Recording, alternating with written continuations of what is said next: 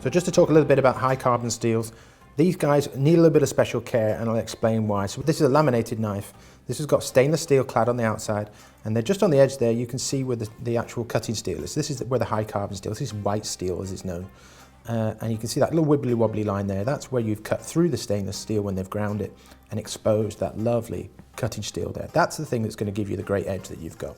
But unfortunately, that will oxidize when wet, and that's what you need to protect about. And this is where you get this idea of a patina or a patina, depending on which way you want to pronounce it. With that bit there, that's going to effectively rust, but it's not rust like you get on a horrible old rusty car. It's a protective coating called an oxidization layer. And this knife, better than any that I know, shows it off really well. This was gifted to me. It's my favorite knife. Sadly, we don't sell it anymore because the blacksmith isn't making these anymore. But when it arrived, it was this beautiful silver, and now you can see it's totally gone all swirly and patterned. This is basically what's going to happen along the edge of this knife here. It'll get this swirly pattern and it will darken, discolor, and the rest of it will stay just as it is. Absolutely happy, because that's stainless, whereas this is high carbon steel, and the high carbon is reacting with the water that you're going to expose it to.